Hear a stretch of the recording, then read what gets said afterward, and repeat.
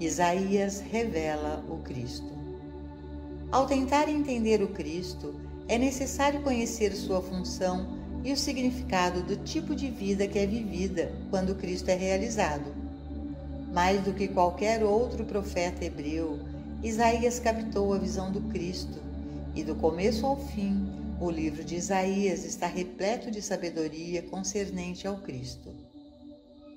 Ai dos que descem ao Egito a buscar socorro e se estribam em cavalos, e têm confiança em carros, porque são muitos, e nos cavaleiros, porque são poderosíssimos, e não atentam para o Santo de Israel e não buscam ao Senhor. Porque os egípcios são homens e não Deus, e os seus cavalos carne e não espírito. E quando o Senhor estender a sua mão, tanto tropeçará o auxiliador, como cairá o ajudado, e todos juntamente serão consumidos. Convertei-vos, pois, àquele contra quem os filhos de Israel se rebelaram tão profundamente. Porque naquele dia cada um lançará fora os seus ídolos de prata e os seus ídolos de ouro, que vos fabricaram as vossas mãos para pecardes. Isaías 31, 1, 3, 6, 7. Sobre a terra do meu povo virão espinheiros e sarças, como também sobre todas as casas onde há alegria na cidade jubilosa. Até que se derrame sobre nós o Espírito lá do alto, então o deserto se tornará em campo fértil, e o campo fértil será reputado por um bosque. E o juízo habitará no deserto, e a justiça morará no campo fértil. E o efeito da justiça será paz, e a operação da justiça, repouso e segurança para sempre. E o meu povo habitará em morada de paz, e em moradas bem seguras, e em lugares quietos de descanso. Isaías 32, 13, 15, 16, 17, 18. O deserto e o lugar solitário se alegrarão disto, e o ermo exultará e florescerá como a rosa. Abundantemente florescerá, e também jubilará de alegria e cantará. A glória do Líbano se lhe deu, a excelência do Carmelo e Saron. Eles verão a glória do Senhor, o esplendor do nosso Deus. Dizei aos turbados de coração: sede fortes, não temais. Eis que o vosso Deus virá com vingança, com recompensa de Deus. Ele virá e vos salvará. Então os olhos dos cegos serão abertos e os ouvidos dos surdos se abrirão. Então os coxos saltarão como cervos, e a língua dos mudos cantará, porque águas se arrebentarão no deserto e ribeiros no ermo, e a terra seca se tornará em lagos, e a terra sedenta em mananciais de águas, e nas habitações em que jaziam os chacais haverá erva com canas e juncos. E ali haverá uma estrada, um caminho, que se chamará o Caminho Santo. Ali não haverá leão, nem animal feroz subirá a ele, nem se achará nele, porém só os remidos andarão por ele.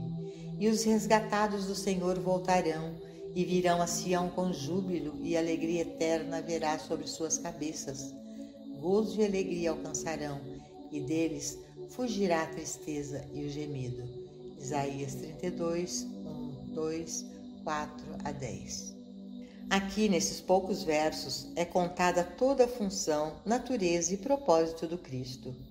Em nosso estado humano, descemos ao Egito, que simboliza a nossa ida para algum lugar fora de nós mesmos, por ajuda. Buscamos aliados, ou seja, buscamos a ajuda do homem cuja respiração está nas narinas. Nós confiamos nos cavaleiros e cavalos do Egito. Nós confiamos em bombas e balas, e ainda mais do que isso, moldamos prata e ouro, até que passamos a acreditar que nossa salvação e nosso suprimento estão neles, e que nosso bem está em ter abundância, não necessariamente em prata e ouro, mas nas notas de dólares que representam a prata e o ouro. Criamos dinheiro e sistemas de dinheiro, e então não apenas os adoramos, mas tememos a falta deles, como se a nossa salvação estivesse na moeda, em vez de no Espírito do Senhor que está sobre nós. Queremos aliados e buscamos por eles, não apenas como instrumentos de negociação, mas como se a segurança, a proteção e a paz fossem realmente encontradas ali, ou como se tivessem o poder de conceder paz ao mundo, mas sem considerar que é somente o Espírito do Senhor Deus que pode trazer paz, ou dotar as organizações que o homem fez com qualquer medida de sucesso. Enquanto buscamos pelo homem cuja respiração está em suas narinas, por seus exércitos, suas marinhas e suas bombas, por alianças de nações e tratados, por ouro e prata e pela moeda da nação, estamos adorando ídolos. Estamos esperando que nosso bem venha da forma e do efeito, da criatura e não do Criador. O Cristo é o Espírito invisível de Deus que está dentro de nós, aguardando o nosso reconhecimento e aceitação.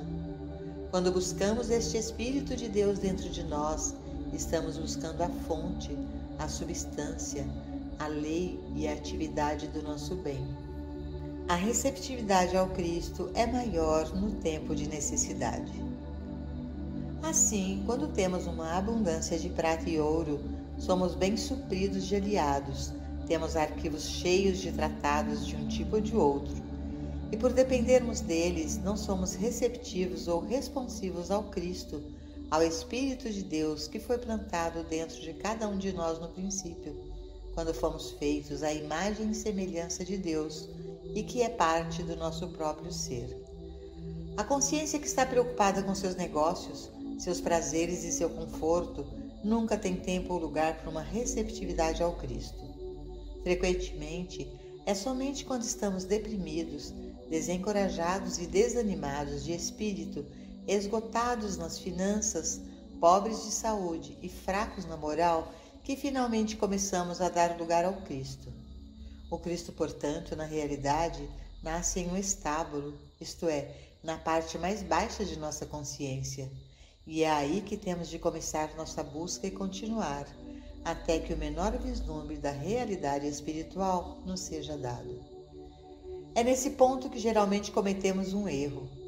Recebemos alguma evidência do Cristo dentro de nós, a cura de uma condição física, mental, moral ou financeira, e em nosso entusiasmo nos apressamos em comunicá-lo ao mundo, muitas vezes pouco percebendo que o mundo como um todo não se importa nem um pouco com isso e não pode nem mesmo entender ou acreditar. As Escrituras dizem: mesmo que vejam sinais e maravilhas, não acreditarão. E ainda assim, é a primeira vez que somos curados de um resfriado ou de alguma outra doença menor, ficamos tão agradecidos e tão ansiosos para contar sobre isso, tão empolgados que até esperamos que o mundo acredite. Mas a Escritura nos adverte novamente para levar o menino e sua mãe fugir para o Egito e ficar lá até que eu traga a palavra. Leve o menino Jesus à escuridão e esconda-o do mundo. Não revele este Cristo que foi revelado a você. Não tente dar isto a este mundo. Não tente ser um benfeitor. Não tente salvar o mundo. O mundo não quer ser salvo mais do que você queria ser salvo quando você era saudável e próspero e tudo ia bem. O mundo aceitará o Cristo quando o mundo estiver suficientemente necessitado dele. Os hebreus, sob o faraó, aceitaram Moisés, mas a necessidade deles era grande. Os hebreus sob César aceitaram Cristo, também porque a necessidade deles era grande. E assim, todo este mundo aceitará o Cristo quando sua necessidade se tornar grande o suficiente. Alguma evidência disso está se tornando aparente, porque nos países que experimentaram os maiores problemas, encontramos a maior receptividade e resposta a este trabalho. Existe em cada um de nós este infinito invisível, que no misticismo cristão é chamado de Cristo ou Espírito de Deus no homem. É o pão, a carne, o vinho e a água, é o nosso sustento e suprimento. Nenhuma mudança ocorre em nossa vida exterior, exceto em proporção à nossa consciência da presença e do poder interiores. Mas à medida que despertamos para este Espírito dentro de nós, isso torna-se a própria substância, vida, lei e atividade de nossa experiência no exterior. Portanto, não devemos pensar sobre as coisas do mundo exterior. Devemos buscar a compreensão dessa presença interior e então deixar nosso mundo exterior ser renovado e ressuscitado. A rejeição do Cristo. Após essa percepção que ocorre em nossa consciência durante nossos períodos de pecado, doença, falta ou infelicidade, o que podemos chamar de nascimento de Cristo no estábulo, somos levados passo a passo através das várias atividades do Cristo, testemunhando como Ele alimenta os famintos, cura os enfermos e ressuscita os mortos, até sermos levados ao ponto de rejeição do Cristo e, finalmente, a crucificação. Essa rejeição do Cristo não é um evento histórico, é um acontecimento pessoal que ocorre na experiência de cada indivíduo que tenha alcançado uma pequena medida do Cristo. É verdade que foi um evento que aconteceu há 2000 anos, mas também ocorreu há 4000 anos, há 6000 anos e 8000 anos atrás, e vem acontecendo a cada ano e todos os dias desde então. Por mais inacreditável que pareça, todo estudante espiritual do mundo que recebeu o Cristo, em algum momento ou outro, chegou a um ponto de rejeitá-lo. Independente dos milagres realizados na vida de uma pessoa, ainda chega um momento de tentação, um momento de rejeição. Assim como essa tentação veio aos seguidores de Cristo há 2000 anos, como aconteceu com todo místico, assim também acontecerá com qualquer um que permaneça no caminho. Conforme o Cristo começa a operar em nossa consciência, traz vida humana um pouco melhor, cura nossas doenças físicas, alivia-nos da pobreza ou nos tira da falta e limitação, começa a melhorar algumas das nossas relações humanas, nos traz um maior senso de companheirismo. Do ponto de vista humano, parece que agora descobrimos algo como a lâmpada de Aladim, e tudo o que precisamos fazer para tornar nossa experiência humana melhor, melhor e melhor, é desejar e esfregar a lâmpada. Chega a hora em que a compreensão interior revela que a verdadeira função do Cristo não é apenas tornar nossos corpos menos dolorosos, nossa experiência mais harmoniosa, ou aumentar a quantidade de nossa renda. Isso é apenas o estágio do jardim de infância da experiência do Cristo.